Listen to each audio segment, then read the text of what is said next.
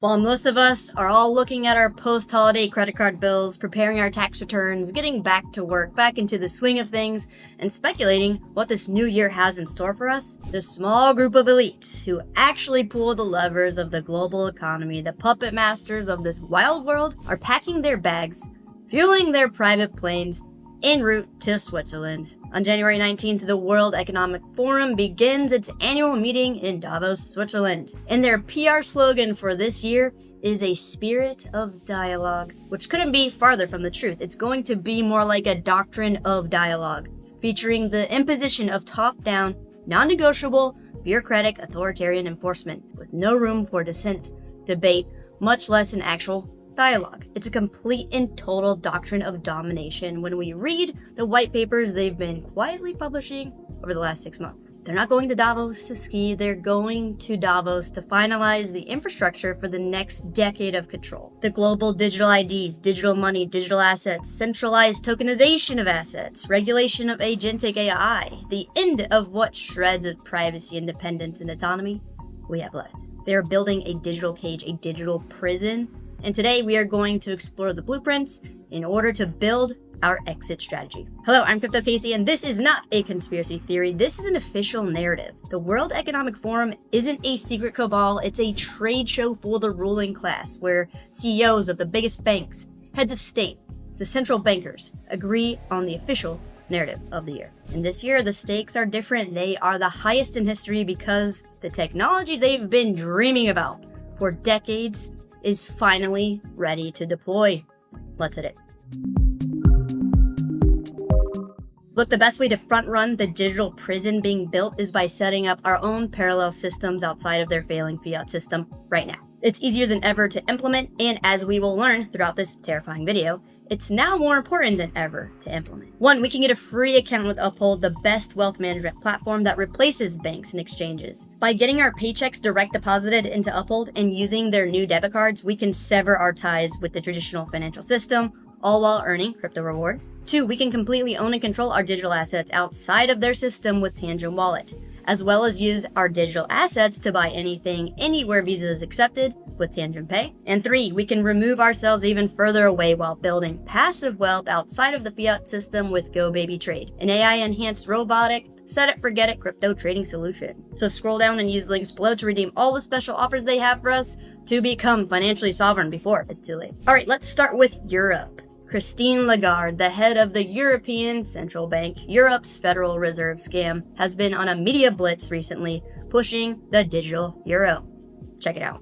The two other big projects that we have worked on and will continue to work on in 26 are number one, the digital euro. We have completed the cycle of the preparation. The Governing Council has given its go-ahead to move to the next cycle, and we're now waiting for the European Parliament to come up with final legislation that will the go-ahead for the pilot phase and then the launch. So here's the deal. Lagarde has been using buzzwords like autonomy, falsely framing the digital euro as European sovereignty. She says Europe needs its own digital currency to be free from American and Chinese payment rails, free from Visa, MasterCard, and big tech. A way to have direct connection between European citizens and money, and by proxy, all the things involved with money.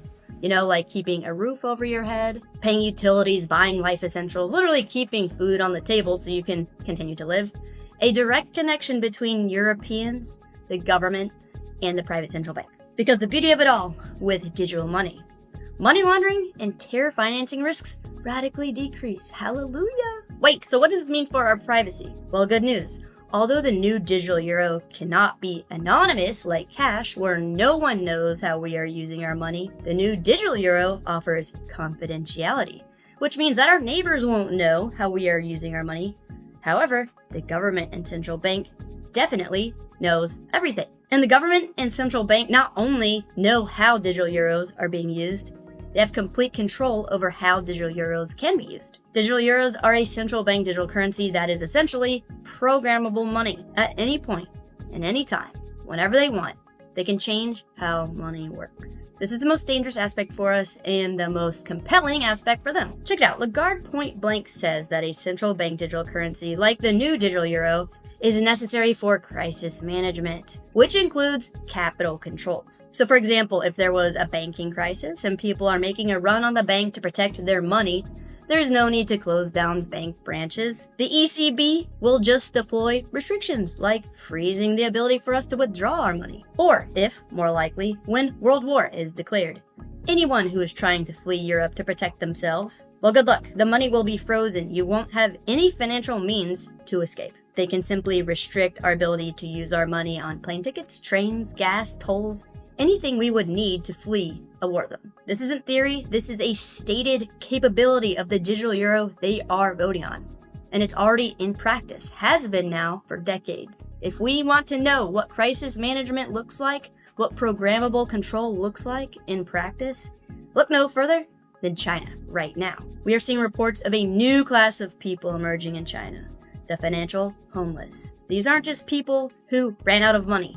These are people who have been banned from money by China's social credit system. What is a social credit system? A social credit system tracks, monitors, punishes, and rewards people based on certain behavior standards created by the government. And since 2014, China has been using a social credit system that ranks people based on certain actions they take in society that determines their credit worthiness, which grants or restricts their access to education, transportation, employment, the internet, healthcare, loans, mortgages, financial services, certain restaurants, renting in certain buildings, actual use of their CBDC, and all kinds of basic human conveniences. China punishes people who don't recycle, who drive badly, speak out against the government, protest against injustices, jaywalk across the street, associate with people who behave badly, and even people who use VPNs or virtual private networks. So basically, China's social credit system uses a judgment defaulter blacklist, where if anyone's social score drops below a certain level from spreading rumors, not keeping their phone charged above a certain percentage, jaywalking,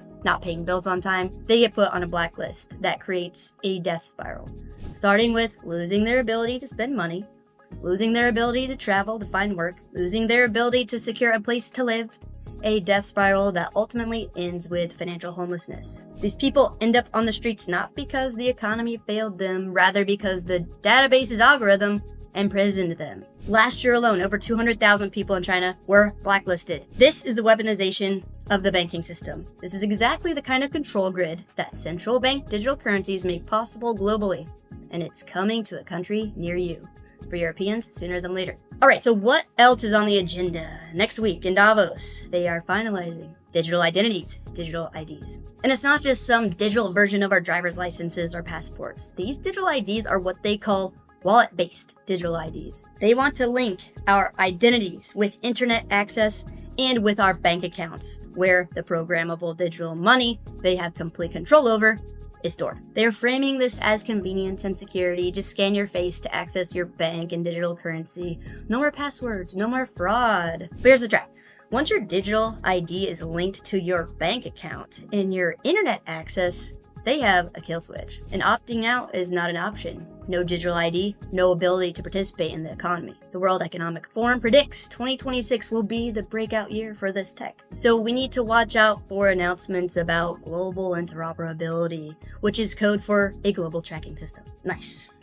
Here's where things get very interesting. You know how our identities will be wallet-based? Well, not only will our digital money we don't actually own or control be on our wallets at the mercy of the central banks and governments, so will all of our assets via asset tokenization. Our real estate, stocks, bonds, equipment, they are going to tokenize all of our assets, essentially by converting them into digital assets that reside in our wallets, where they can be frozen, restricted, seized, just like our money. We've explored real-world assets, or RWAs, on the channel as a way to achieve and maintain financial sovereignty and freedom, which you can check out in this video guide for beginners by clicking on the link above. However, they see real-world assets as a way to get control. The WEF agenda explicitly highlights asset tokenization as a key theme this year in 2026. Check it out. In the crypto world, we are working on tokenizing assets on decentralized, transparent, immutable, open blockchain networks that no one person, company, government, or entity has control over, while they want us using their private, centralized, closed blockchain they completely control and can change at any time. If they don't like what we say, believe, post, do, or don't do, anything they deem as misbehavior, they can freeze, restrict, and seize our assets instantly. These central bank digital currencies and the tokenization of assets on private, centralized blockchains will result in massive violations of our privacy, our assets, pretty much every aspect of our life. Now here's the most terrifying and critical part of the 2026 agenda, because it changes the very definition of freedom. Agentic AI. We're entering a world where AI agents have their own wallets and their own digital currencies to spend. Look, agentic AI is not like ChatGPT, a tool we can interact with passively. Agentic AI is a digital employee that acts on its own. It has a wallet, it has goals, it can execute transactions without asking us first. And the World Economic Forum is shooketh by this notion, viewing agentic AI as the third workforce. So they don't just want to regulate us humans anymore. They are desperately working on regulating the millions of autonomous bots that will soon be flooding the economy. And here's how this agenda item impacts all of us and why it's a direct threat to financial sovereignty. The WEF knows they cannot control open source code.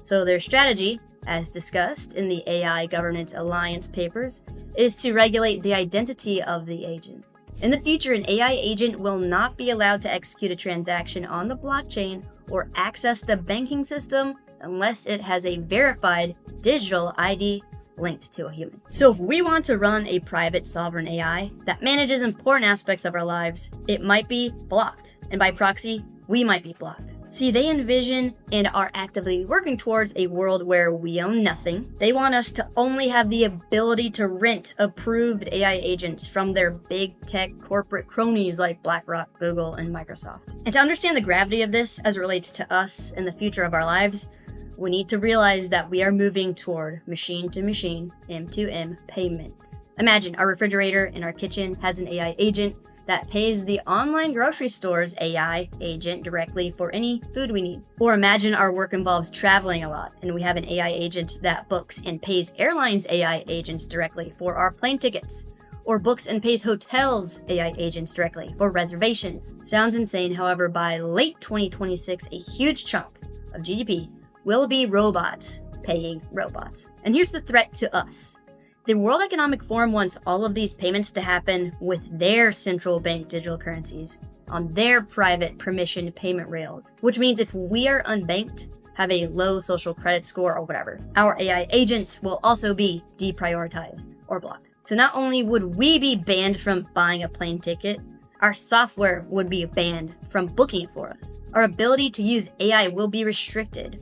While they start using AI for compliance and risk management, they're literally building AI agents to monitor us 24/7, 365. Instead of a human banker flagging our account for suspicious activity, an autonomous AI agent will do it instantly, based on opaque algorithms that we can't argue with. It creates a guilty until proven innocent financial system run by corrupt, rigged, secret, programmable code that can be changed and manipulated at any time. This is a declaration of war on our future digital twins. They don't want to just control us, they want control over everything that has anything to do with our livelihoods, freedoms, and sovereignty, our ability to simply survive. In 2026, most wealth will not be made from working hard. It will be made from owning and leveraging AI agents that work for us. And the WEF wants to make sure that only they can own AI agents and force us to rent them. So if we aren't leveraging the power of AI yet, we can start building passive wealth outside of the failing fiat system